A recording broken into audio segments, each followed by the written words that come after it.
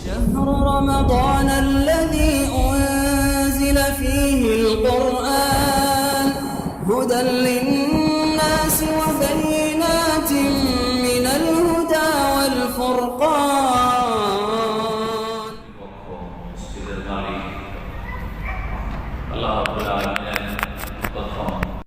শুকরিয়া আদায়ের পরে রাসূলুল্লাহ সাল্লাল্লাহু আলাইহি ওয়াসাল্লামের প্রতি সালাত ও সালাম পেশ করেছি। আর তারপরে মানুষের শুকরিয়া আদায় করা আবশ্যক। রাসূলুল্লাহ সাল্লাল্লাহু আলাইহি ওয়াসাল্লাম তাই আমাদেরকে শিখিয়েছেন, মাল্লাম ইয়াশকুরিন নাস লাম ইয়াশকুরিল্লাহ। যেই ব্যক্তি মানুষের শুকরিয়া আদায় করেন না, সে আল্লাহর শুকরিয়া আদায় করেন না।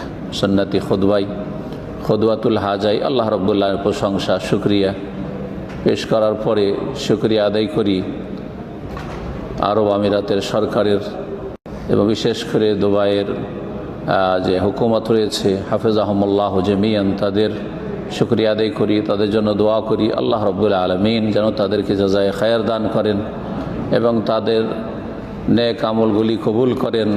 রমজান মোবারকে এই রকমের সুন্দর প্রোগ্রামের ব্যবস্থা এবং অনুমতি দেওয়া, সার্বিক সহযোগিতা করা, এগুলি তাদের গুরুত্বপূর্ণ নেক আমল। আল্লাহ রাব্বুল আলামিন তাদের নেক আমল কবুল করেন এবং আল্লাহ রাব্বুল আলামিন এই দেশের এবং সাথে সাথে প্রতিটি দেশের, প্রতিটি মুসলিম দেশের প্রতিটি মুসলিমের যেখানে রয়েছে আল্লাহ রাব্বুল আলামিন তাদের সব কিছুর হেফাজত করেন। শুকরিয়া আদায় করি মসজিদের সম্মানিত ইমাম এবং মুয়াজ্জিন, আর বিশেষ করে মসজিদের অনার। মসজিদে ঢুকতেই তার সাথে দেখা সাক্ষাৎ হলো, তিনি আমাদের বড়ই সুন্দরভাবে আপ্যায়ন করলেন এবং তিনি মাশাআল্লাহ তাবারাক যেন একজন সাধারণ মানুষ। আল্লাহ রাব্বুল আলামিন তাকে যেন নেক হায়াত দান করেন, তার শুকরিয়া আদায় করি বিশেষভাবে এবং তার জন্য দোয়া করি আল্লাহ রাব্বুল তার এই বিশাল নেক আমল কবুল করেন এবং এই মসজিদ ভিত্তিক যত কার্যক্রম রয়েছে দিনই আল্লাহ রাব্বুল আলামিন সব যেন কবুল করেন এবং তাকে আল্লাহ রাব্বুল আলামিন জান্নাতুল ফিরদৌস দান করেন। তার পিতামাতা এবং তার আত্মীয় স্বজন তারা দুনিয়া থেকে চলে গেছেন, তাদেরকে আল্লাহ রাব্বুল জান্নাতুল ফিরদৌস দান করেন এবং এই নেক আমলকে আল্লাহ সাদকা জারিয়া হিসাবে কবুল করেন। আর এই রকমের নেক আমল তিনি দাওয়াতি কাজ বিশেষ করে খুব পছন্দ করেন। এই কথাও আমার যে সঙ্গী ছিলেন তার কাছ থেকে শুনতে পেলাম, শুনে আরও খুশি হইলাম। আল্লাহ রাব্বুল আলামিন তার এই সমস্ত নেক আমল যেন কবুল করেন। তারপরে আপনাদের শুকরিয়া আদায় করি, জাযাকুমুল্লাহ খায়র, যে আপনারা সারাদিন সিয়াম পালন করে ক্লান্ত, কাজকর্ম অনেকে করেছেন, আর কাজকর্ম না করলেও সিয়াম, যাতে মানুষ সাধারণত খাওয়া দাওয়ার পরে ক্লান্তি বোধ করে, তারপরে চলে এসছেন সরাসরি ছুটে মসজিদে দিনের কথা কিছু শোনার জন্য। এটা আপনাদের বড় সহযোগিতা, জাযাকুমুল্লাহ খায়রান। এবং তার সাথে সাথে এই লম্বা সুন্দর তেলাওয়াতের সাথে যে তারাবি পড়লেন মাশাআল্লাহ তাবারাকাল্লাহ, আর তারপরেও ধৈর্য হারাননি। আর আজকে এই ধৈর্য সম্পর্কে আলোচনা রয়েছে।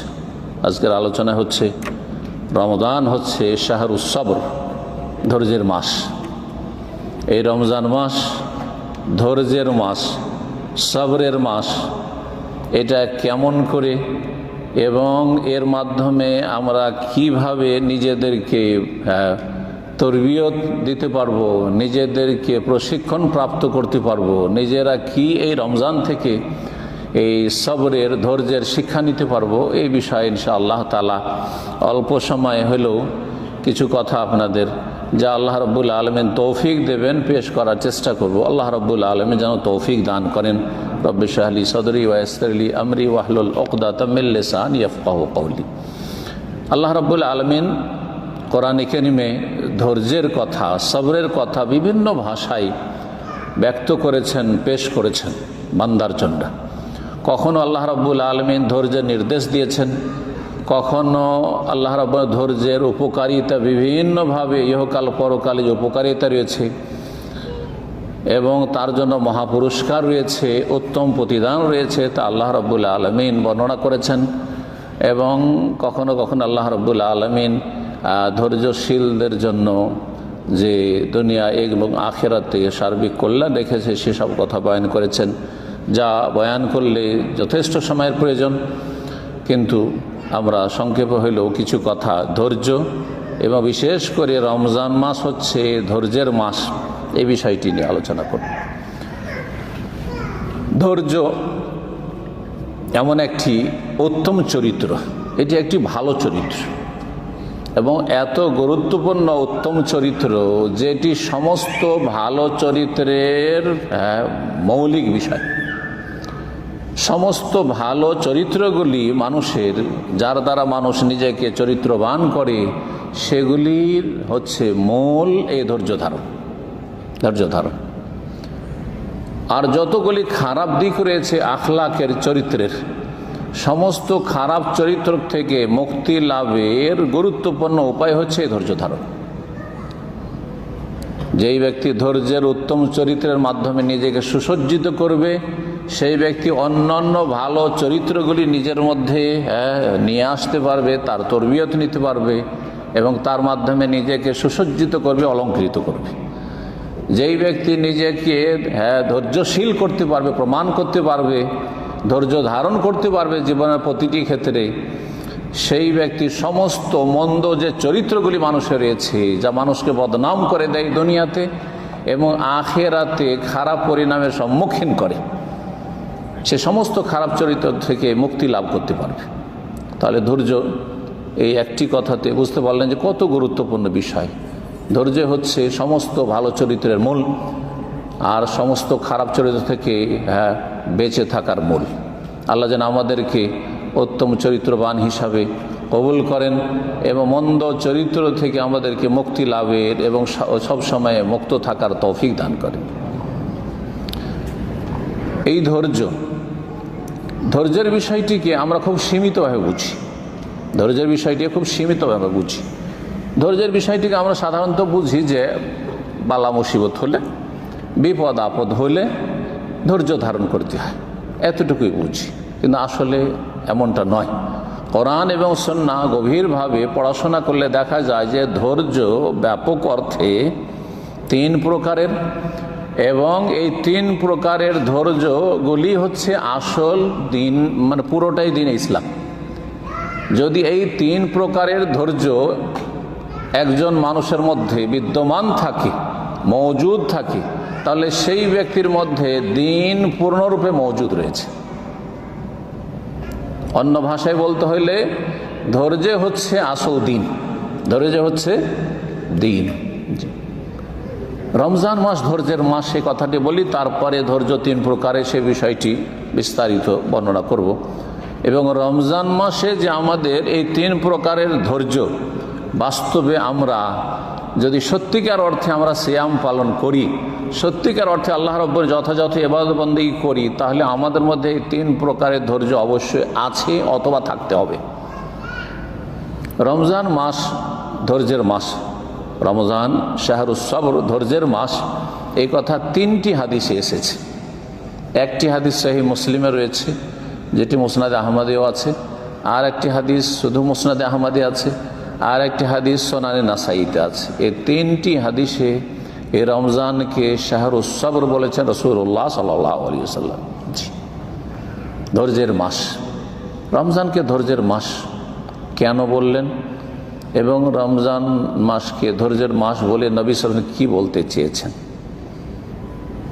সহিহ মুসলিমে যে হাদিসটি রয়েছে তাতে রাসূলুল্লাহ সাল্লাল্লাহু আলাইহি ওয়াসাল্লাম বলেছেন যে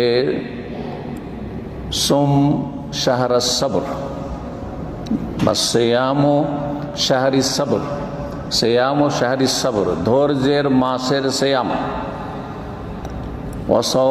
ওয়াসিয়ামু সালাসাতি আইয়াম, আর 3 মিন কুল্লি শাহর, আর প্রতি মাসে 3টি সিয়াম, সিয়ামুদ্দাহর,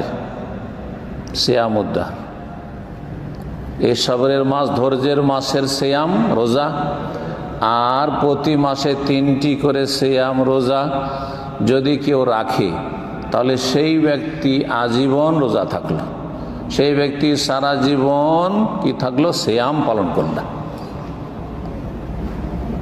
সিয়াম ও শাহরিস সবর, রমজান মাসের সিয়াম, যেহেতু পুরোটাই সিয়াম, পুরোটা রোজা রাখতে হবে। আর তারপরে প্রতি মাসে 3টি করে সিয়াম, নফল সিয়াম। সেটা যে কোনো দিনে রাখা যেতে পারে, কিন্তু সেটা যদি আইয়ামে বীজে কেউ রাখে 13, 14, 15, তাহলে আরও ভালো সেটা। কিন্তু সেটাই করতে হবে জরুরি না। অনেকে মনে করে যে মাসে 3টি, ওই 3 দিন আমার যে ছুটে গেছে তাহলে আমি খুব ক্ষতিগ্রস্ত হয়ে গেছি। না, আপনি যে কোনো দিনে গোটা মাসের ভিতরে একসাথে অবিরাম অথবা বিচ্ছিন্নভাবে একটা এক সপ্তাহে আরেকটা, আরেক সপ্তাহে আরেকটা, আরেক সপ্তাহে 3 সপ্তাহে 3টি, তাহলে গোটা মাসের সিয়ামের ফজিলত পেয়ে গেলেন। কারণ রাসূলুল্লাহ সাল্লাল্লাহু আলাইহি ওয়াসাল্লাম বলেছেন, ওয়াল হাসানাতু বিআশরাতি আমসালিহা, নেকি 10 গুণে বর্ধিত হয়। কোরআনে কারিমে বরং আল্লাহ রাব্বুল আলামিন, তার আগে কোরআনে কারিমের কথা বলা উচিত। কোরআনে কারিমে আল্লাহ ইরশাদ করেন, মান জা বিল হাসানাতি ফালাহু আশরু আমসালিহা, যেই ব্যক্তি নেকি করে সেই নেকিটা কত গুণ হয়? কমপক্ষে 10 গুণ হয়ে যায়। 10 গুণ হয়ে যায়, তাহলে 3 10 30 হয়ে গেল। তাহলে প্রতি মাসে 30টা সিয়ামের আপনি কি পেলেন। আর সিয়াম ও শাহরিস সাবর, ধৈর্যের মাসের সিয়াম, রাসূলুল্লাহ সাল্লাল্লাহু আলাইহি ওয়াসাল্লাম বলেছেন, গোটা মাস রমজান মাসে সিয়াম পালন করলেন আর মাসে 3টি করে করলেন, তাহলে সারা জীবন রোজার আপনি ফজিলত পেলেন।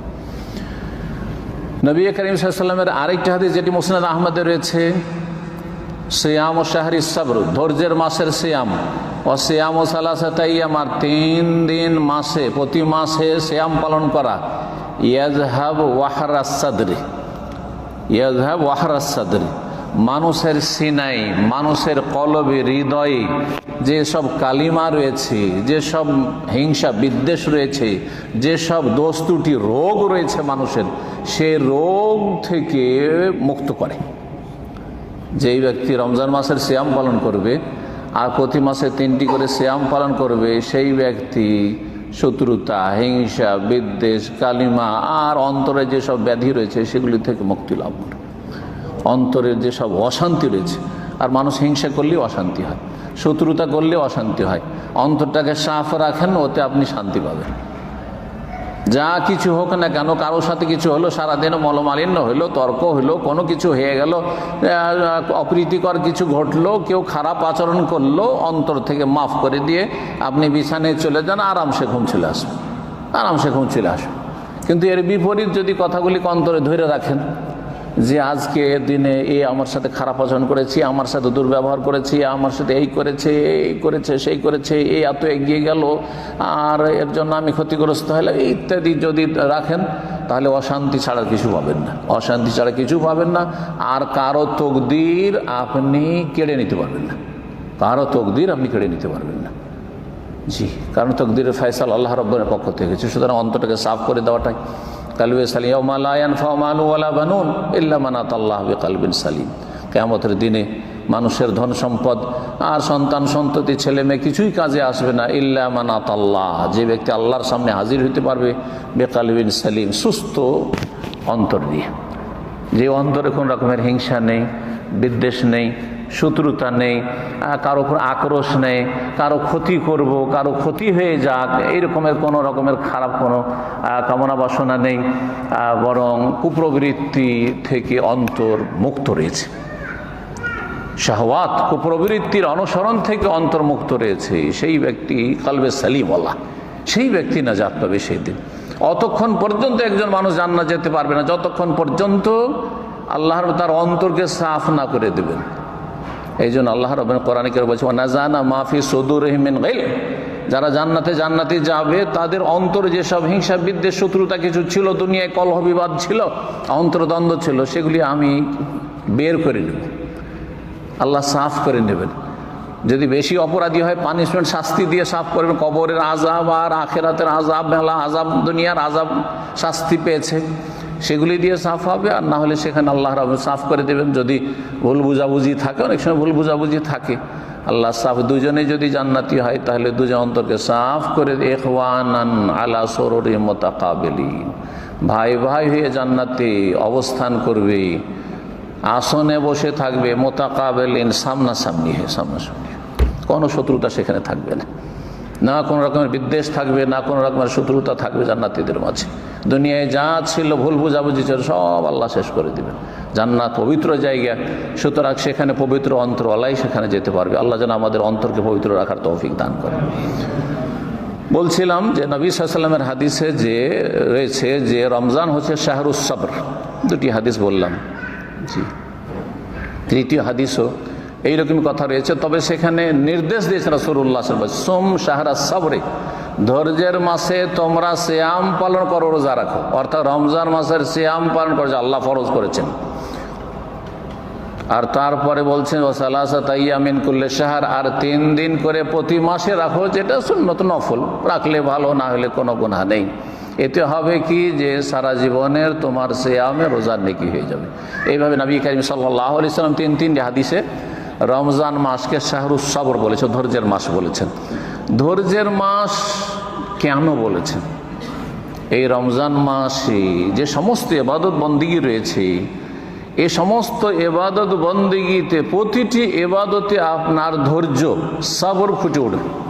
যদি সত্যিকার অর্থে ইবাদত করে থাকেন আল্লাহর সন্তুষ্টির জন্য, ঈমানান ওয়া ইহতিসাবান, যেমন নবী করিম সাল্লাল্লাহু আলাইহি ওয়াসাল্লাম বলেছেন, মান সামা রমাদানা ঈমানান ওয়া ইহতিসাবান গুফিরা লাহু মা তাকাদ্দামা মিন যামবিহি, যে ব্যক্তি সিয়াম পালন করবে আল্লাহর প্রতি ঈমান নিয়ে এবং নেকির আশায়, দুনিয়ার কোনো গরজে না, দুনিয়ার কারো চাপে ভয়ে না, কারো লজ্জাই নয়, দুনিয়ার কোনো স্বার্থে নয়, বরং নেকির আশায় আল্লাহর কাছে কিছু পাবো বলে অতীতের ছোট গুনাহগুলি মাফ করে দেওয়া হবে। বড় গুনার জন্য এর সাথে তওবা শর্ত রয়েছে, তওবা করলে আল্লাহ রাব্বুল আলামিন নেক আমলের সাথে সাথে তওবা করলো সাগীরা কাবীরা সমস্ত আল্লাহ মাফ করে দেবেন। তো এই যে যতগুলি আমল রয়েছে রমজান মাসে, ফরজ হোক আর সুন্নত হোক, মুস্তাহাব হোক, যে আমলগুলি রয়েছে সেই আমলগুলির প্রতিটিতে সবরের ধৈর্যের প্রয়োজন রয়েছে, ধৈর্যের প্রয়োজন রয়েছে। তাহলে এই যে ধৈর্যের প্রয়োজন রয়েছে এই কথা বলার আগে ধৈর্য যে 3 রকমের, আর 3 রকমের ধৈর্য আমরা বাস্তবে প্রমাণ করে থাকি যদি সত্যিকার অর্থে ইবাদত করি, তাহলে এই রমজানের ইবাদত বন্দেগীর মাধ্যমে বিশেষ করে, আর রমজানের ইবাদত বন্দেগীর মাধ্যমে আপনার সারা বছরের জন্য আপনার ট্রেনিং হয়ে গেল, প্রশিক্ষণ হয়ে গেল, যাতে করে এই ধৈর্যটাকে আপনি স্থায়ী করতে পারেন। এই ধৈর্যকে আপনি রমজানের পরে হারিয়ে না দেন। 1 বছরের ট্রেনিংয়ের মাধ্যমে সারা বছর যেন আপনি ট্রেন হয়ে থাকলেন, একবারে প্রশিক্ষণ প্রাপ্ত থাকলেন, গোটা বছর আপনি ধৈর্য সহকারে জীবনযাপন করলেন একজন মুসলিম হিসাবে। এটা হচ্ছে উদ্দেশ্য। তাহলে ধৈর্য যে 3 প্রকার, এখন আসি, উলামায়ে কেরামগণ কোরআন সুন্নাহর আলোকে ধৈর্যকে 3 ভাগে ভাগ করেছেন। আর এই 3 রকমের ধৈর্যটাই হচ্ছে পুরো দিনে ইসলাম, পুরো দিনে ইসলাম। অর্থাৎ যার মধ্যে 3 প্রকারের ধৈর্য আছে তার মধ্যে পূর্ণ দিন আছে, আর যার মধ্যে যত ধৈর্য কম আছে এই 3 রকমের মধ্যে তত বেশি তার মধ্যে দিনে, ইমানে, ইসলামে ঘাটতি আছে।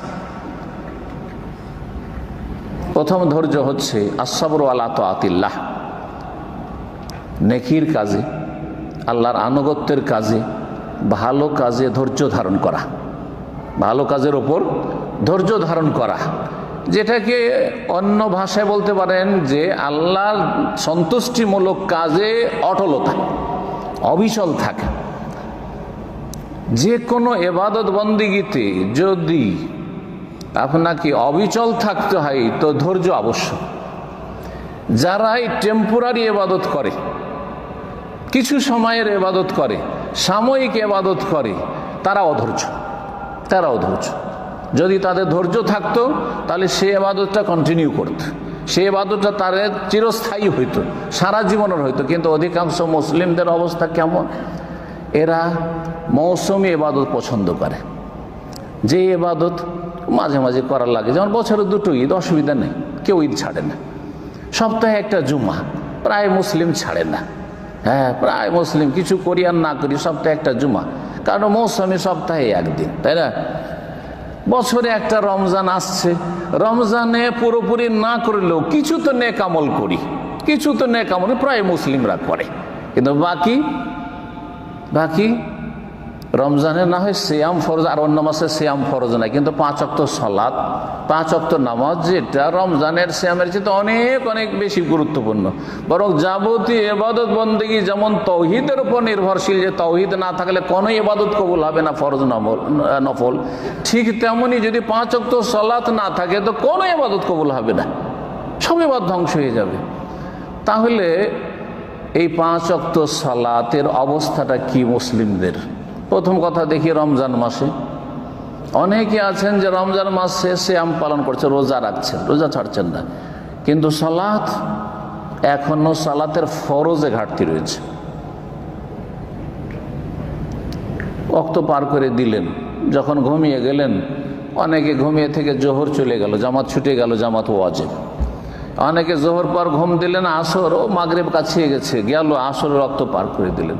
অনেকে আছেন মাগরিবে ইফতার করার পরে একটু রেস্ট করি, শুয়ে যাই, একটু ক্লান্ত লাগছে, খেয়ে দে, শুয়ে গেলেন, গেল এশার জামাত, গেল মানে সব গেল, এশার জামাত চলে গেল। আবার অনেকেই রাত্রে 12টা 1টায় সাহারি করে নিলেন। অনেকের অভ্যাস আছে এইরকম, কাজকাম শেষ করে খিদাও লেগেছে, সাহারি হয়ে গেল, এখন 2 ঘন্টা 3 ঘন্টা কি বসে থাকবে, আচ্ছা একটু ঘুমায়, ফজরে উঠবো, হয়তো নিয়তটা আছে, কিন্তু ওই নিয়তে আর নিয়তেও দুর্বলতা আছে, ইমানও দুর্বলতা আছে, যার ফলে ফজর জাগলেন না, উঠলেন না।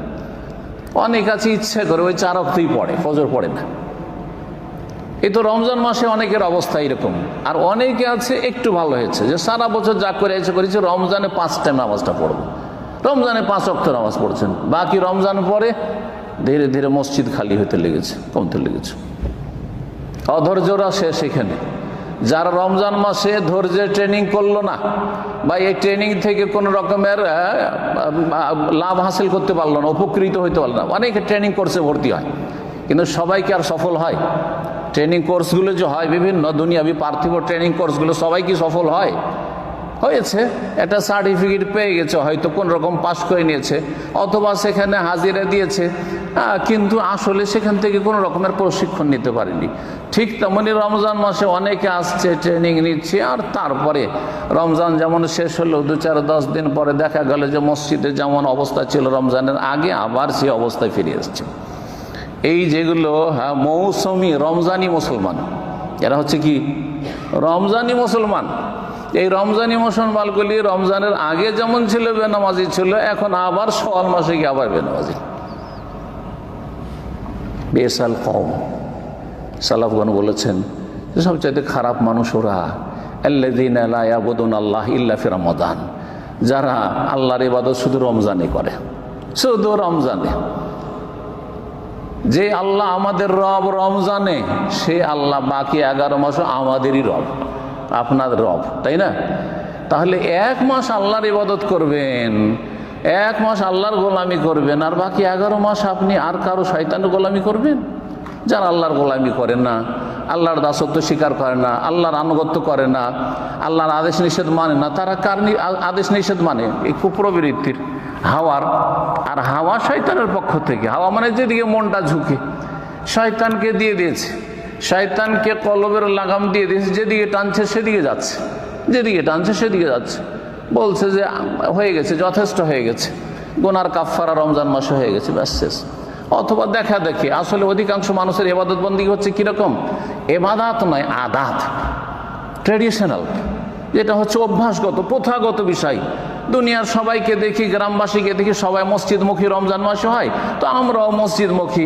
সবাই তারাই পড়ে, তো আমরাও তারাই পড়ি। সবাই রোজা রাখে, তো আমরাও রোজা রাখি। সবাই নামাজ পড়তে যায় মসজিদে, ইফতার করে আমরাও যাই। আর রমজান পরে সবাই ছেড়ে দেয়, সুতরাং আমরাও ছেড়ে দিই। হচ্ছে অধিকাংশ মুসলিমদের অবস্থা। এরা এই রমজান মাস থেকে সবরের, ধৈর্যের কোনো রকমের ট্রেনিং নিতে পারল না। আসসাবর আলা তাআতিল্লাহ বলছিলাম, প্রথম প্রকারের ধৈর্য হচ্ছে যে কোনো নেকির কাজ, আর বিশেষ করে যেই নেকির কাজগুলি করতে একটু কষ্ট লাগে, আর অধিকাংশ নেকির কাজ একটু কষ্ট করা লাগে। কষ্ট ছাড়া নেকির কাজ হয় না। অধিকাংশ ইবাদত বন্দেগীতে কষ্ট আছে, কষ্ট আছে। মনের উল্টা, মানুষের মন আরাম পছন্দ করে, আয়েশ আরাম পছন্দ করে। এই মনের উল্টা অবশ্যই। এই যে দীর্ঘক্ষণ ধরে তারাবি পড়লেন, এটা কি ধৈর্যের প্রমাণ নয়? এদিকে এত সহজ মনে করছেন? অনেক আছে খেলাধুলা করে, 2 রাকাত পড়লো, টান দিয়ে দিল, অথবা 2 রাকাত পড়লো আর তারপরে গিয়ে ওইদিকে চেয়ারে বসে গেল, পানিটানি খাচ্ছে, বসে আছে। আবার যখন কেউ মনে করলো যে রুকুটাতে লেগে যায়, রুকু যাচ্ছে, দৌড় দিয়ে রুকুতে লেগে গেল, অথচ 5টা 10টা আয়াতও পড়া হয় না। তাহলে নবী করিম সাল্লাল্লাহু আলাইহি সাল্লামের জামানার তারাবি আর সালাফের জামানার তারাবি যেখানে ঘন্টার পর ঘন্টা চলতে থাকতো, যেখানে তারাবি পড়তে পড়তে সাহারি আর পাবো না গিয়ে বাড়িতে, এইরকমের আশঙ্কা হইতো, তাহলে কত ধৈর্যের প্রয়োজন ছিল চিন্তা করেন তো দেখি। আজ যদি এরকম অবস্থা হয় যে 2 ঘন্টা, আধা ঘন্টা 40 মিনিটের তারাবি হচ্ছে, 2 ঘন্টার তারাবি, তাহলে আপনাদের কার কতটা ধৈর্য আছে সেখানে প্রমাণ হবে যে আস-সাবরু আলা তাআতিল্লাহ, নেকির কাজে আসলে কি সবর আছে, আর এই সবরের কি আমরা ট্রেনিং নিতে পেরেছি? তো শুধু নফলে নয়, ফরজ ইবাদত বন্দেগী তো ধৈর্যের প্রয়োজন রয়েছে। ধৈর্য ছাড়া নেকির কাজ হতে পারে না, ফরজ হোক অথবা সুন্নত নফল হোক। সুতরাং এই ধৈর্য যেন আমাদের মধ্যে থাকে। যে কোনো ইবাদত বন্দেগীর ক্ষেত্রে ধৈর্য ধরতে হবে, ধৈর্য অবশ্য ধরতে হবে নেকি করার ক্ষেত্রে। আর সেই ধৈর্য যদি সত্যিকার অর্থে থাকে তো আপনি ইবাদতের উপর অটল থাকবেন। যেমন আল্লাহ নির্দেশ দিয়েছেন, ওয়াবুদ রাব্বাকা হাত্তা ইয়াতিয়াকাল ইয়াকিন, রবের ইবাদত করো আজীবন, মরণ পর্যন্ত, মরণ আসা পর্যন্ত, ইয়াকিন মওত, মরণ আসা পর্যন্ত ইবাদতবন্দি করতে থাকে। এটা ধৈর্য, এটা হচ্ছে ধৈর্য। দ্বিতীয় ধৈর্য হচ্ছে আস-সাবরু আন মাসিয়াতিল্লাহ, আল্লাহর নাফরমানির কাছ থেকে, গুনাহ থেকে বাঁচার ক্ষেত্রে ধৈর্য ধারণ করা, এটা অত্যন্ত গুরুত্বপূর্ণ।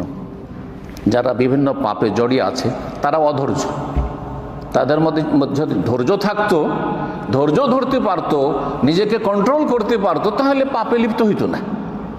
একজন যুবক জেনা থেকে বাঁচতে যদি হয়, সমকামিতা থেকে বাঁচতে হয়, হস্তমৈথুন থেকে বাঁচতে হয়, অশ্লীল পর্নোগ্রাফি দেখা থেকে যদি বাঁচতে হয়, খারাপ ছবি দেখা থেকে বাঁচতে হয়, এরকম চোখের পাপ থেকে বাঁচতে হয়, আর জবানের পাপ থেকে বাঁচতে হয়, চ্যাটিং করা থেকে বাঁচতে হয়, আরও সব অবৈধ প্রেম আলাপ থেকে বাঁচতে হয়, অবৈধ যে টেলিফোন যোগাযোগ বা সোশ্যাল মিডিয়ার যোগাযোগ সেসব থেকে যদি বাঁচতে হয়, তো ধৈর্যের প্রয়োজন আছে না নেই? যদি ধৈর্য ধরতে পারে, নিজেকে কন্ট্রোল করতে পারে, তাহলে সমস্ত পাপ থেকে বাঁচিয়ে দেবে। যারা হারাম খায়, সুদ খায়, ঘুষ খায়, যদি নিজের বেতনটা নিয়ে একজন অফিসার ধৈর্য ধারণ করতে পারতো যে আমি বেতনে যে কোনোভাবে এটা দিয়ে আমি নিজেকে চালাবো, 1 পয়সা আমি ঘুষ খাবো না, ধৈর্যের প্রয়োজন আছে না, ধৈর্য ধরতে পারছে না। চারিদিক থেকে টাকার অফার আসছে, হ্যাঁ অফার আসছে, ঘুষের অফার আসছে, সবাই খাচ্ছে, আমি একাই কেন ছাড়ি? জি হ্যাঁ, সুদ, হ্যাঁ, যা রাতারাতি বড় লোক হয়ে যাচ্ছে সুদি কারবার করে, আর আমি এরকম গরিব হয়ে আর কতদিন এরকম হয়ে থেকে যাব? ধৈর্য হারা, যার ফলে পাপ থেকে বাঁচাতে পারছেন না। এইভাবে একটি পাপের ক্ষেত্রে দেখবেন যে যার মধ্যে ধৈর্য নেই সেই ব্যক্তি পাপে লিপ্ত হয়, যার মধ্যে ধৈর্য আছে সে কখনো পাপে লিপ্ত হবে না। সুতরাং গুনার কাজের ক্ষেত্রে ধৈর্যের প্রয়োজন রয়েছে। ধৈর্য ছাড়া গুনাহ থেকে বাঁচতে পারে না। গুনাহ থেকে বাঁচার ক্ষেত্রে ধৈর্যের প্রয়োজন রয়েছে, ধৈর্য আবশ্যক। যদি ধৈর্য না থাকে গুনাহ থেকে নিজেকে বাঁচানো সম্ভব নয়। তৃতীয় যেটা আপনারা জানেন সেটা হচ্ছে আস-সাবরু আলা আকদারিল্লাহিল মুলিমা, কষ্টদায়ক মানুষের যে তকদির, কিছু কিছু তকদির আছে আমাদের যেগুলো বড় কষ্টদায়ক, আমাদের বেদনাদায়ক। কষ্ট হয় না? মনের উল্টা ভাগ্য খারাপ হয়ে গেল, দুর্ঘটনা ঘটে গেল, পয়সার দুর্ঘটনা হোক, আর শারীরিক দুর্ঘটনা হোক, পারিবারিক দুর্ঘটনা হোক, আর যে কোনো রকমের যে কোনো বিপদ আপদ, জান মালের যে কোনো রকমের ক্ষয়ক্ষতি হোক না কেন, কষ্টদায়ক না? এই ক্ষেত্রে ধৈর্য ধারণের প্রয়োজন রয়েছে। কেউ মারা গেল, কেউ অসুস্থ হয়ে গেল, কেউ হতাহত হলো ইত্যাদি, বিপদে পড়লো, জি হ্যাঁ, যে কোনো রকমের বিপদ আপদ হোক না কেন, এই ধৈর্যটাকে মানুষরা বুঝে, কিন্তু বাকি দুটো ধৈর্য অত্যন্ত গুরুত্বপূর্ণ যে বিষয়গুলি, সেগুলি আমরা সাধারণত বুঝি না। এই 3টি ধৈর্যকে যদি রাখেন একসাথে, তাহলে এর বাইরে আপনি দ্বীন-এ ইসলামের কিছু পাবেন না। যখন আপনি নেকির কাজের ক্ষেত্রে ধৈর্য ধারণ করলেন, তাহলে আল্লাহ যা আদেশ করেন সবগুলি পালন করবেন, ফরজে কোনো ঘাটতি করবেন না, আর সুন্নত নফলে যথাসাধ্য এগিয়ে যাওয়ার চেষ্টা করবেন ধৈর্যের সাথে। যখন আপনার মধ্যে ধৈর্য আছে গুনাহ থেকে বাঁচার ক্ষেত্রে, তাহলে আপনার দ্বারা কোনো গুনাহ হবে না, আপনি কোনো গুনাহের দিকে যাবেন না, নিজেকে কন্ট্রোল করে রাখবেন। ধৈর্য ধারণ করছেন মানে নিজেকে কন্ট্রোল করছেন। আর যদি ভুল হয়ে যায়, যেমন মানুষ রাস্তা দিয়ে চলছে, কেউ কিন্তু ইচ্ছা করে আষাঢ় খেতে চায় না, কেউ আষাঢ় খেতে রাস্তাঘাটে কোথাও আষাঢ় খেতে চায় না, কিন্তু যদি আছাড় খেয়ে পড়ে যায় তাহলে একজন মানুষ কি করবে? তার মধ্যে যদি ক্ষমতা থাকে আবার তাড়াতাড়ি দাঁড়িয়ে যাওয়ার, তো 1 সেকেন্ড দেরি করবে না, যাতে কেউ দেখতে না পায়, তাড়াতাড়ি করে দাঁড়িয়ে যাবে। যা আছাড় খেয়েছি তাড়াতাড়ি দাঁড়িয়ে যায়। দুনিয়ার ক্ষেত্রে এটা করতে পারছেন, এত বুদ্ধিমান কাউকে কিন্তু শিখাইতে হয় না। আমি পড়ে গেছি, আমাকে উঠে যেতে হবে, পারছি উঠতে, উঠে যাব। কিন্তু দিনের ক্ষেত্রে পড়ে গেছি, গোনায় লিপ্ত হয়ে গেছি, চলতে আছে। রাস্তা ভুল করে দেখছেন, যাচ্ছিলেন কোথাও, অন্যদিকে চলে গেছেন, যেমনই জানতে পারবেন সাথে সাথে ফেরার জন্য রাস্তা খুঁজবেন। এটা হচ্ছে মানুষের স্বভাব। কোনোদিনে এমনটা করবেন না যে একটা এক্সিট ছিল রে ভাই, ইউটার্ন করার রাস্তা ছিল, চলো, যখন ভুল পথে চলে এসছে আর 10 কিলোমিটার যায়, 50 কিলোমিটার যায়, তারপরে ফিরবো। এরকম কেউ করে? কেউ করে না। কিন্তু পাপের রাস্তায় করেন না আপনারা? অনেকেই করছেন। যাক, নামাজটা ধরে নেব, আচ্ছা হজটা করি তখন নামাজটা ধরে নেব, হ্যাঁ অনেকে বলে। আচ্ছা এই রমজান আসুক, এবার ভালো করে তওবাটা করব। অনেকেই এবার হজে গেলে, উমরা গেলে, এবার আসবো, তাহলে এই কাজগুলি করবেন, এই পাপগুলি আর করব না। আবার আমাদের দেশে অনেক মুরব্বীরা আছে, যদি বলেন যে কী ব্যাপার দাড়িটা রাখেন না কেন, বলছে যে এখন তো আরে যুবকদেরও বলে এখন বিয়ে শাদী হয়নি, তো বিয়েটা হোক তারপর দেখা যাবে। আচ্ছা বিয়ে শাদী হয়েছে, তারপরে আচ্ছা এখন তো যুবক হয়ে আছি, রাখবো। জি, জানছেন যে ভুল, রাস্তা ভুল, তারপর ইউটার্ন করছেন না। দুনিয়ার ক্ষেত্রে করেন না, কিন্তু দিনের ক্ষেত্রে অহরহ করে যাচ্ছেন। তারপরে আচ্ছা এবার আমার বিয়ে শাদী দিয়ে দিই মেয়ের, তাহলে শ্বশুর হয়ে যাব, তখন দাঁড়িয়ে না থাকলে লজ্জা লাগবে, তখন দেখিয়ে নেব, ততদিনে পাপ করি। এগুলো উদাহরণ দিলাম, একটি উদাহরণ, কিন্তু জীবনের প্রতিটি ক্ষেত্রে মানুষ জানার পরেও যে এগুলি পাপ, তারপরে পাপগুলি করে যাচ্ছে।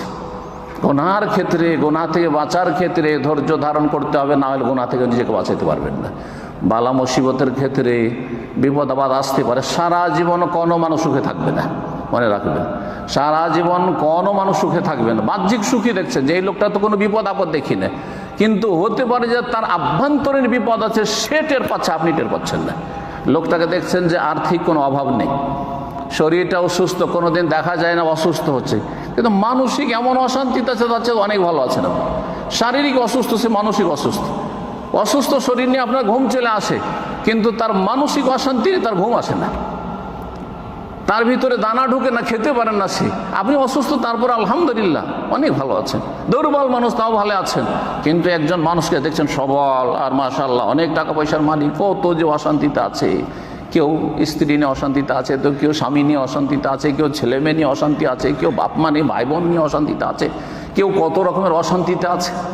আলহামদুলিল্লাহ যে অবস্থায় আছেন, নিচের দিকে দেখতে হবে বালা মুসিবতের ক্ষেত্রে, ওপর দিকে দেখলে হবে না। নিচের দিকে দেখতে হবে কোন ক্ষেত্রে? বালা মুসিবতের ক্ষেত্রে। আপনার উপর যদি বালা মুসিবত থাকে, নিচের দিকে দেখতে হবে, আমার চেয়ে তো খারাপ আছে, আমার চেয়ে তো অনেক মহাবিপদে মানুষ আছে, আমি অনেক ভালো আছি আলহামদুলিল্লাহ।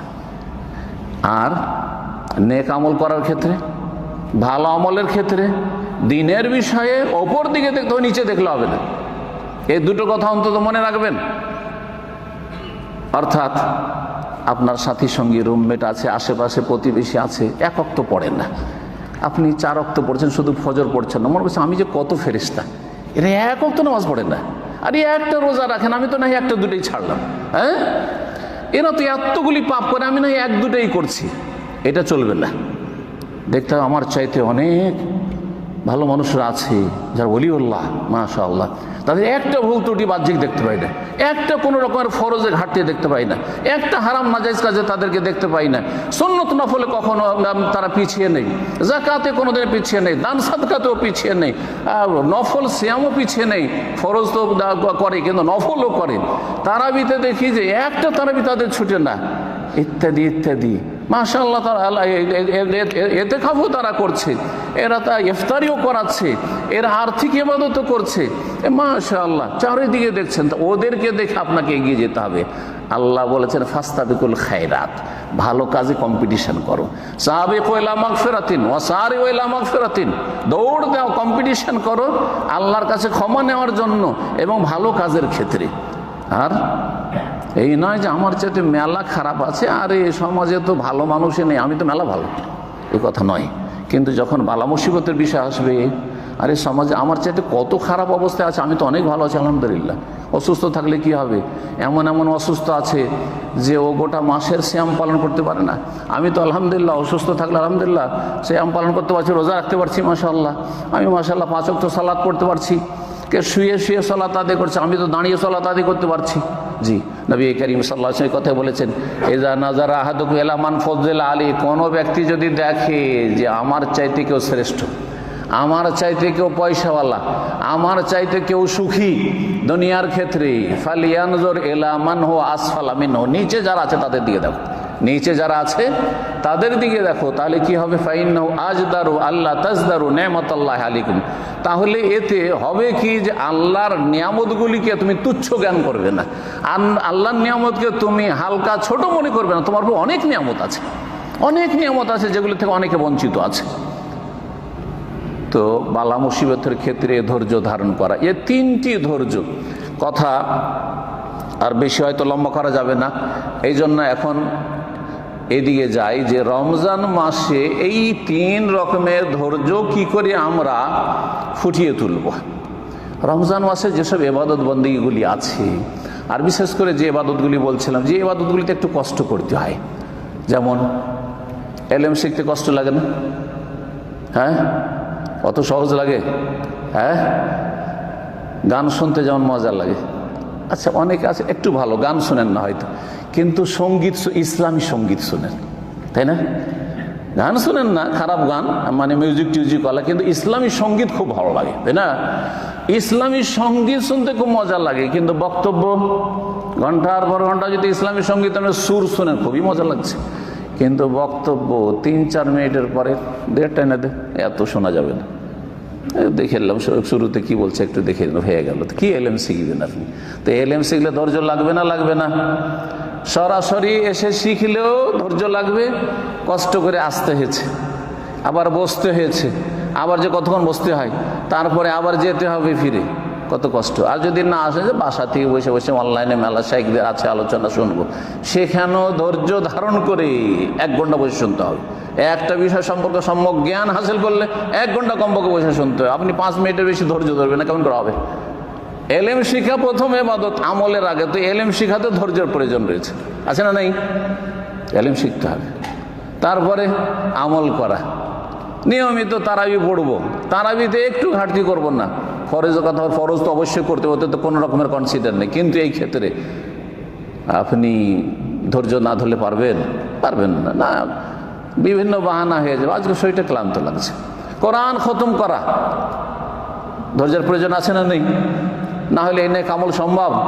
অনেকে 5 বার 6 বার কোরআন খতম করছে মাসে, আর আপনি 1 বার খতম করতে পারছেন না। অনেক হাফেজে কোরআন হতভাগা আছেন যে 1 বার খতম নেই। অনেকে মাদ্রাসা পড়া আছেন, কোরআন শিখেছেন, আল্লাহ আপনাকে কোরআন শিখার তৌফিক দিয়েছে, বলেন আলহামদুলিল্লাহ। হাজার হাজার মানুষ আপনার পাশে আছে যারা কোরআন পড়তে পারে না। আপনি কোরআনটা সারা বছর ছুঁয়ে দেখেন না, আর রমজান মাসেও আপনি খতমটা করলেন না, আর অর্থ তো বুঝেন না। কেন? কারণ আপনার মধ্যে ধৈর্য নেই। ধৈর্য ধরলে আপনি এই কাজগুলি করতে পারতেন। তাহলে এই রমজান মাসের যতগুলি ইবাদত বন্দেগী, আর এর মাধ্যমে ট্রেনিং হয়ে যাবে গোটা বছরের জন্য। বাকি সারা বছর যত ইবাদত বন্দেগী, প্রতিটি ইবাদত বন্দেগীর ওপর অটলতার জন্য ধৈর্য আবশ্যক। গুনাহ থেকে বাঁচতে হবে, গুনাহ থেকে বাঁচতে হবে, এখানে ধৈর্যের প্রয়োজন রয়েছে। রমজান মাসে গুনাহ থেকে যদি না বাঁচেন, আপনি শুধু পানাহার থেকে বাঁচলেন, সিয়াম ভঙ্গকারী, রোজা ভঙ্গকারী যে বিষয়গুলি রয়েছে ওগুলো থেকে বাঁচলেন, কোনো রকম তো রোজাটা হইল। আর বাকি যে পাপ রয়েছে, জবানের পাপ, চোখের পাপ, হাতের পাপ, পায়ের পাপ, সব গুনাহ হচ্ছে আপনার। জবান দিয়ে আপনি গীবত করছেন রোজা অবস্থায়, জবান দিয়ে চুগলখড়ি করছেন, জবান দিয়ে মিথ্যা কথা বলছেন, জবান দিয়ে আপনি অশ্লীল কথা বলছেন, মানুষের সাথে ঝগড়া করছেন, তর্ক করছেন, কত কি করছেন। এইরকম যদি রোজা রাখেন তাহলে কি আর ধৈর্য ধারণ করলেন? করলেন না। এই জন্য নবী করিম সাল্লাল্লাহু আলাইহি ওয়াসাল্লাম কি বলেছেন? জি, মাল্লাম ইয়াদা কাউলা জুর, সহিহ মুসলিমের হাদিস। কেউ যদি রোজা রাখে, সিয়াম পালন করলো, কিন্তু মিথ্যা কথা বলা ছাড়লো না, ওয়ালা আমালে বি, মিথ্যা আচরণ ছাড়লো না। মিথ্যা অনেকে বলে না, কিন্তু মিথ্যা আচরণ করে, মিথ্যা লিখে রিপোর্ট লিখছে মিথ্যা, হ্যাঁ, ডিউটিতে হাজিরি মিথ্যা, টাইম লিখছে মিথ্যা, ওভার টাইম লিখছে মিথ্যা, আরও কত কি মিথ্যা। আপনার ওই যে আপনার কি বলছে যে বিভিন্ন পণ্যের ওপর যেসব লাগাচ্ছে, হ্যাঁ, ডেট ফেট লাগাচ্ছে, অথবা মেড কোন দেশের তৈরি, সব মিথ্যা। হ্যাঁ, আছে চাইনা লিখলো আরেকটা, শেষ হয়ে যাচ্ছে, এক্সপায়ারি দিল, আরেকবার বাড়িয়ে দিল, আরও 1 বছর 6 মাস বাড়িয়ে দিল। এই কত রকমের মিথ্যা আচরণ। নবী সাল্লাল্লাহু আলাইহি ওয়াসাল্লাম বলছেন ওয়াল আমালা বিহি, মিথ্যা আচরণ, মিথ্যা কথা বলা, মিথ্যা আচরণ যদি না ছাড়ি, ফালাইসা লিল্লাহি হাজা, তাহলে আল্লাহর কোনো প্রয়োজন নেই।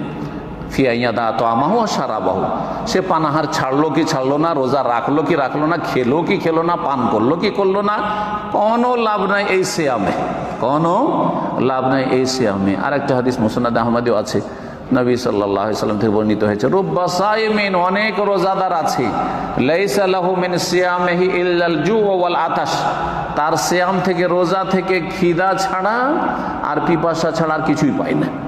খিদা ছাড়া আর পিপাসা ছাড়া কিছু, সারাদিন রোজা রাখলো, ক্ষুধাই থাকলো, পিপাসায় থাকলো, আর কিছুই পেলো না সেখান থেকে, কিছুই পেলো না সেখান থেকে। কেন? যে তার পেটটা শুধু রোজা রেখেছে, আর তার লজ্জা স্থান রোজা রেখেছে, বাকি মাথা থেকে পা পর্যন্ত অঙ্গ প্রত্যঙ্গ তার রোজা রাখেনি। চোখে রোজা রাখেনি, জিভাতে জবানে রোজা রাখেনি, হাতেও রোজা রাখেনি, পায়েও রোজা রাখেনি। সুতরাং সমস্ত গুনাহ করতে থেকে যে শুধু রোজা ভঙ্গকারী বিষয়গুলি যে রয়েছে এগুলো থেকে নিজেকে বাঁচিয়ে রেখেছে, তাহলে সেই ব্যক্তি অধৈর্য। কিসের ক্ষেত্রে অধৈর্য?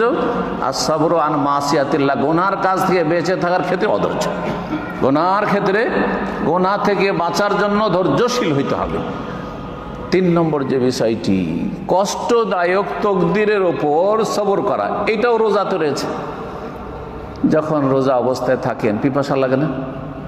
পিপাসাতে ভিতর শুকিয়ে আসছে অনেকের, যারা রোদে কাজ করছেন বা একটু ছুটাছুটি বেশি করেছেন, একটু এদিক ওদিক দৌড়াদৌড়ি করতে হয়েছে, বা আজকে প্রচণ্ড গরম, আর গরমের সময় রোজা রেখে আসলে এইসব গরম দেশে বুঝতেই পারছেন যে সিয়াম পালন করা কত কষ্টকর এই গরমের দিনে। তো এই রোজা রাখতে গিয়ে পিপাসার কষ্ট, খিদার কষ্ট, অনেক সময় হয়তো সাহারি খেতে উঠতেই পারলেন না, কোনো রকম একটু পানি খেয়েছেন তাও হয়তো খেয়ে না, বড় কষ্ট করে রোজা রাখছেন, মেহনতের কাজ করে রোজা রাখছেন, কষ্ট নেই? তো এই যে কষ্টদায়ক, শরীরের জন্য কষ্টদায়ক যে বিষয়গুলি, তকদির, এগুলি তকদির, যে আপনাকে ফরজ আদায় করতে হবে, আর ফরজ আদায় করতে গিয়ে ক্ষুধা, পিপাসার কষ্ট, শরীরকে কষ্ট হচ্ছে, এই সব কষ্টে, বিপদে, বালা মুসিবতে ধৈর্য ধারণ করলেই আপনার সিয়াম রাখা সম্ভব হবে, রোজা রাখা সম্ভব হবে। না হলে ভাববেন যে এত কষ্ট করে রোজা রাখার কি, কত কে আছে রোজা রাখেন, আর আমি এত কষ্ট, আরামের কাজ করছে, এসিতে বসে বসে কাজ করছে, বাসায় বসে থাকছে, তারপরেও আমি দেখছি অনেক লোক আশেপাশে আছে রোজা রাখে না, আর আমি এত কষ্ট করে রোদে কাজ করে আর কেন রোজা রাখবো?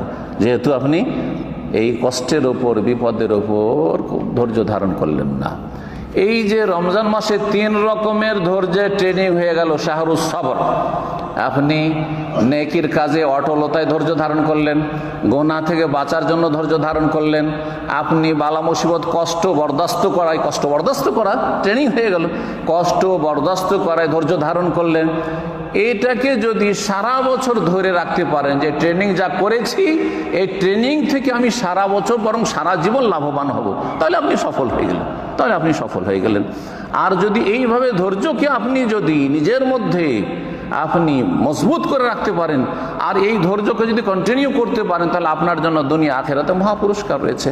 আল্লাহ রাব্বুল সূরা বাকারাতে এই একটি আয়াতের ভিতরে আল্লাহ বলেছেন, যেটা দিয়ে শুরু করেছিলাম শুরুতে, ইয়া আইয়ুহাল্লাযীনা আমানুস্তাঈনু বিস-সাবরি ওয়াস-সালাহ, হে ঈমানদারগণ তোমরা আল্লাহর কাছে সাহায্য চাও, বিস-সাবরি ধৈর্যের সাথে, ওয়াস-সালাত এবং সালাতের সাথে, নামাজের সাথে। আগে ধৈর্য আল্লাহ বলেছেন, আগে ধৈর্য, তারপরে সালাত বলছেন, তারপরে কি বলছেন? ইন্নাল্লাহ মা'আস-সাবিরিন। তাহলে হুকুম হয়ে গেল যে যেমন আল্লাহর কাছে সাহায্য চাইবে, সালাত আদায় করে আল্লাহর নৈকট্য লাভের মাধ্যমে, তেমনই ধৈর্য ধারণের মাধ্যমে আল্লাহর কাছে সাহায্য চাইবে।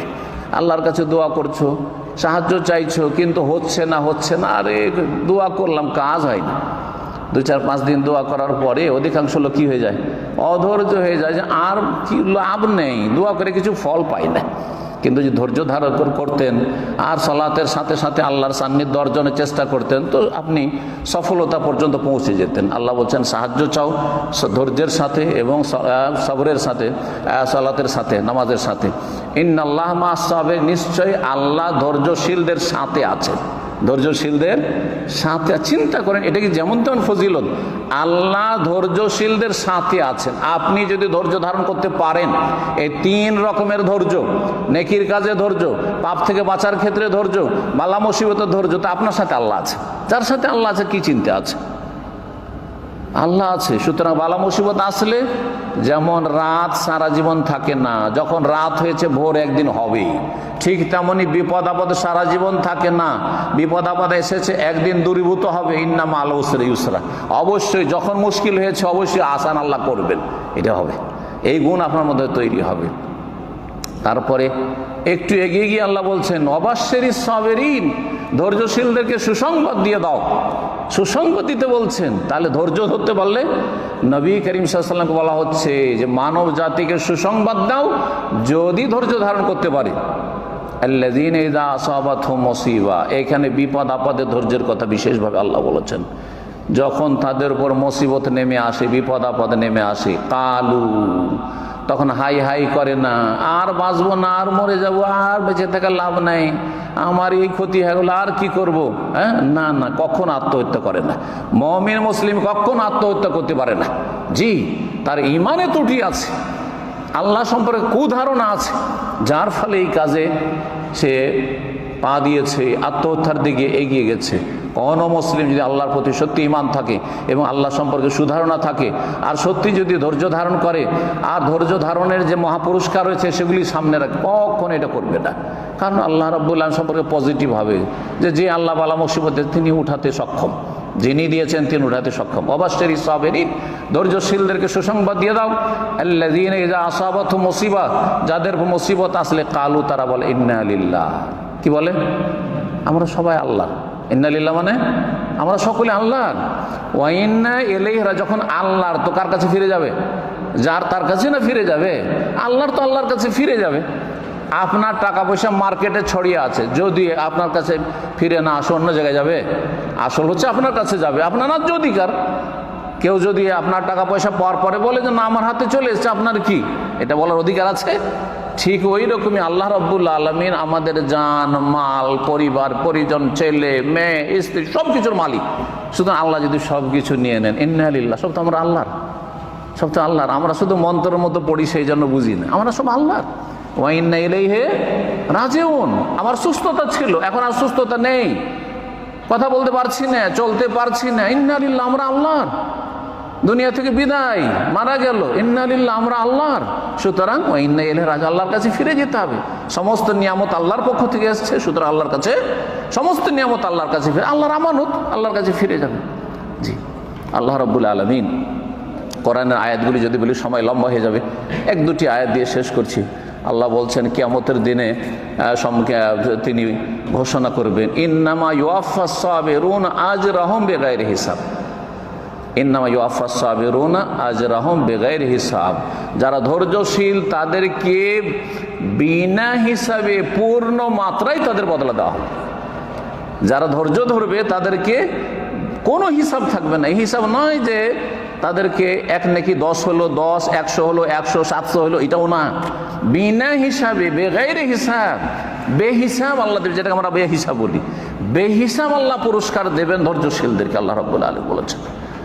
আরও কিয়ামতের দিন আল্লাহ ঘোষণা করবেন, সেই আয়াতটি দিয়ে ইঙ্গিত করে ইন্নী জাযাইতুহুমুল ইয়াওমা বিমা সাবারু, আল্লাহ ঘোষণা করবেন ধৈর্যশীলদের জন্য আজকে আমি তাদেরকে বদলা দেব। কিসের বদলা? বলছেন বেমা সাবারু, যেহেতু তারা দুনিয়াতে ধৈর্য ধরেছে। 3টি ধৈর্য, দিনের উপর অটলতায় ধৈর্য, ভালো কাজে ধৈর্য, পাপ থেকে বাঁচার ক্ষেত্রে ধৈর্য, আর বালা মুসিবতে ধৈর্য। 3টি কথা মনে রাখবেন। যারা ধৈর্য ধারণ করবে আল্লাহ ঘোষণা করবেন কিয়ামতের দিনে আজকে আমি বদলা দেব, ইন্নী জাযাইতুহুম আল ইয়াওম, আজকের দিনে। বেমা সাবারু, তাদের ধৈর্যের, যেহেতু তারা ধৈর্য ধারণ করেছে। কি বদলা? আন্নাহুম হুমুল ফায়েজুন, এরাই হচ্ছে আজকে ফায়েজুন মানে সফল কাম, এরাই হচ্ছে আজকে সাকসেস, সফল, এদের জন্য সফলতা রয়েছে। আরও আল্লাহ রাব্বুল আলামিন জান্নাতের কথা বলছেন সূরা আহরে বলছে ওয়াজাযাহুম বিমা সাবারু, জান্নাত যে আল্লাহ বদলাই দেবেন কিসের বদলাই? বিমা সাবারু, যেহেতু তারা সবুর করেছে, যেহেতু তারা ধৈর্য ধারণ করেছে। দুনিয়াতে আল্লাহ সাথে আছেন, সুসংবাদ শোনাচ্ছেন, আর তারপরে হুকুম করছেন। ধৈর্য হচ্ছে গুরুত্বপূর্ণ ইবাদত, গুরুত্বপূর্ণ চরিত্র। আর আখিরাতে মহাপুরস্কার রয়েছে, বরং জান্নাত পাবে জান্নাতীরা বেমা সাবারু, ধৈর্যের বিনিময়ে। আল্লাহ রাব্বুল আলামিন আমাদেরকে ধৈর্য ধারণের জন্য তৌফিক দান করেন এবং এই রমজান মাস থেকে ধৈর্যের জন্য যথাযথ প্রশিক্ষণ নেওয়ার, তরবিয়ত নেওয়ার, ট্রেনিং গ্রহণ করার তৌফিক দান করেন। আল্লাহ রাব্বুল আলামিন আমাদেরকে যেন নেক হায়াত দান করেন এবং আল্লাহ রাব্বুল আমাদের সিয়াম কিয়াম যেন কবুল করেন। রমজান মাসে যতগুলি বহুমুখী ইবাদতের সবগুলি ইবাদত আমাদেরকে যথাযথ পালন করার, ফরজ হোক, সুন্নাত হোক, নফল হোক, আল্লাহ যেন তৌফিক দান করেন। সংক্ষেপে সেই ইবাদতগুলির দিকে ইঙ্গিত করে দিই। সবচেয়ে বড় ইবাদত তাওহীদ মানুষের জীবনে। তারপরে 5 ওয়াক্ত সালাত, সেটা সারা বছর, সারা জীবন, সারা বছর বা সারা জীবন, সারা জীবন আপনাকে তাওহীদ ধরে রাখতে হবে, শিরক মুক্ত থাকতে হবে। সারা জীবন আপনাকে 5 ওয়াক্ত সালাত পড়তে হবে, যখন থেকে সাবালক হয়েছেন মরণ পর্যন্ত। আর প্রতিটি রমজান মাসে আল্লাহ যে ইবাদতটি বিশেষভাবে ফরজ করে সেটি হচ্ছে সিয়াম, রমজান মাসের সিয়াম, রোজা। আর তারপরে গুরুত্বপূর্ণ ইবাদত সুন্নত যদিও, সেটি হচ্ছে কিয়াম, মানে তারাবি পড়া। আল্লাহ যেন তৌফিক দান করেন। তারপরে রমজান মাস হচ্ছে দানশীলতার মাস, এহসান করার মাস। সুতরাং রমজান মাসে বেশি বেশি দান করবেন। নবী করিম সাল্লাল্লাহু আলাইহি ওয়াসাল্লাম সম্পর্কে সহিহ বুখারীতে রয়েছে, কানা রাসূলুল্লাহ আজওয়াদান নাস, নবী সাল্লাল্লাহু আলাইহি ওয়াসাল্লাম রমজান মাসে সবচেয়ে বেশি দানশীল হইতেন, সবচেয়ে বেশি দানশীল হয়ে যেত। সুতরাং দানশীলতার প্রমাণ দেবেন। শুধু জাকাত নয়, বেশি বেশি নফল দান করতে হবে। আল্লাহ যেন তৌফিক দেয়। জাকাতের সম্পর্ক হচ্ছে বছর পুরা হওয়ার সাথে, রমজানের সাথে নয়। কিন্তু আমাদের দেশের মানুষ মনে করে রমজান মানে জাকাত, না, রমজান মানে জাকাত নয়। জাকাত বছরে, টাকা পয়সার জাকাত, স্বর্ণের জাকাত, ব্যবসায়ী সামগ্রীর জাকাত বছরের সাথে সম্পর্ক। আর খাদ্যদ্রব্যের জাকাত হচ্ছে ফসল উঠে আসার সাথে সম্পর্ক। আর বাকি অধিকাংশ লোকের অভ্যাস হয়েছে, সেটা করছেন আলাদা কথা, কিন্তু জাকাতই ক্ষান্ত হবেন না, বরং বেশি বেশি দানশীল হয়ে নবী করিম সাল্লাল্লাহু আলাইহি ওয়াসাল্লাম আদর্শকে কায়েম করার চেষ্টা করবেন। রমজান মাস যে দানশীলতার মাস, দানশীলতার দুটো দিক আছে। একটা দিক হচ্ছে ফকির মিসকিনকে দান করা, আর একটি দিক হচ্ছে সচ্ছলদেরকেও খাওয়ানো। শুধু ফকির মিসকিন খাওয়ানো নয়, সচ্ছলদেরকে খাওয়ানো একটা সওয়াবের কাজ, যেটা অনেকে সওয়াবের কাজ মনে করে না, কিন্তু নেকির আশায় খাওয়াইতে হবে। ভালো মানুষদেরকে খাওয়াইতে হবে, কিন্তু আমরা দুনিয়ার গরজে ওই খারাপ লোকদেরকে, কারণ ওদের সাথে দুনিয়ার স্বার্থ জড়িত আছে, সেজন্য খাওয়া দাওয়া আর যতগুলি পার্টি গ্যাদারিং সব ওই পাপীদের সাথে, এমনটা যেন না হয়। ভালো মানুষকে খাওয়ানো যে এতামুত্তম, এটি গুরুত্বপূর্ণ ইবাদত। এই জন্য রমজান মাসে রোজাদারের ইফতার করানো বড় সওয়াবের কাজ। ইফতার শুধু গরিবকে করানো হয় না, সচ্ছলদেরকেও, সবাইকে। জি, মান ফাত্তারা সাইমান, যেই ব্যক্তি রোজাদারকে ইফতার করাবে, ফালাহু আজরুস সাইম, ফালাহু আজরুস সাইম, তার জন্য কিসের নেকি রয়েছে? রোজাদারের সমান নেকি রয়েছে। গায়রা আন্নাহু লা ইয়ানকুসু মিন আজরি সাইম শাই, তবে রোজাদারের নেকি ঘাটতি করে দেওয়া হবে না, রোজাদারের নেকি কমিয়ে দেওয়া হবে না। যে যেই ব্যক্তি আপনার কাছে ইফতার করলো, আপনার খাবার খেয়ে তার নেকি ভাগ বন্টন হয়ে গেল, এমনটা হবে না। আল্লাহ নিজের বিশেষ রহমত থেকে দেবেন। আল্লাহ রাব্বুল আলামিন ফজলুল্লাহ ওয়াসি। এইরকমই রমজান মাসের আরেকটি গুরুত্বপূর্ণ ইবাদত, সেটা হচ্ছে রমজান মাস যেমন ধৈর্যের মাস, তেমন শাহরুল কোরআন, কোরআনের মাস। শাহরুর রমাদান আল্লাযী উনজিলা ফীহিল কোরআন, কোরআন নাজিল হয়েছে। সুতরাং রমজান মাসে বেশি বেশি কোরআন তিলাওয়াতের চেষ্টা করবেন, খতমের চেষ্টা করবেন, তরজমা তাফসীর পড়ার চেষ্টা করবেন, কোরআনে কারীমে আল্লাহ কি সম্বোধন করে সেটা জানার চেষ্টা করবেন। এটি সুবর্ণ সুযোগ, আল্লাহ যেন তৌফিক দান করেন। রমজান মাস, তার সাথে যদি পারেন তো একটা উমরা করবেন, কারণ রমজান মাস উমরা করলে হজের সওয়াব পাবেন। নবী সাল্লাল্লাহু আলাইহি ওয়াসাল্লাম বলেছেন, নফল হজের, ফরজ হজ আদায় হবে না, ফরজ আদায় করতে হবে। জি, জি। তো এই সমস্ত ইবাদত বন্দেগী রমজান মাসে যারা ইতিকাফ করতে পারবেন তারা ইতিকাফ করবেন। রমজান মাসের শেষ দিকে যাকাতুল ফিতর রয়েছে, সেটা আদায় করবেন। যেন আপনাদের ঈদের আগে অনেকেই দেশে দিতে গিয়ে ওরা করে কি, যে একদিন পর দিয়ে দেয় দেশের ঈদের সাথে, তাতে তো আপনার ফিতর আদায় হবে না, আপনার এখানে ঈদ হয়ে যাচ্ছে একদিন আগে। সুতরাং সেটাও খেয়াল রাখবেন। আরও যে সমস্ত নফল ফরজ ইবাদত বন্দেগী রয়েছে, আল্লাহ যেন সবগুলি পুরোপুরি আদায় করার তৌফিক দান করেন এবং আল্লাহ আমাদের যেন ক্ষমা করে দেন। আল্লাহ রাব্বুনা আমাদের উপরে রহম করেন। যতদিন আল্লাহ দুনিয়া রাখবেন সমস্ত রকম ফিতনা বালা মুসিবত থেকে যেন বাঁচিয়ে রাখেন। আল্লাহ আমাদের রুজিতে যেন বরকত দান করেন। যেসব ভাইয়েরা বোনেরা এসেছেন আল্লাহ তাদেরকে যেন জায় খায়ের দান করেন এবং তাদেরকে বালা মুসিবত থেকে মুক্ত রাখেন। তাদেরকে তাদের ছেলে মেয়েদেরকে আল্লাহ নেক হায়াত যেন দান করেন। তাদের রুজিতে আল্লাহ যেন বরকত দান করেন। যারা বিপদ আপদে রয়েছেন বিপদ আপদ যেন মুক্ত করেন। ওয়া সাল্লাল্লাহু সাল্লাম আলা নবিয়িনা মুহাম্মদ ওয়া আলা আলিহি ওয়া সাহবিহি আজমাইন।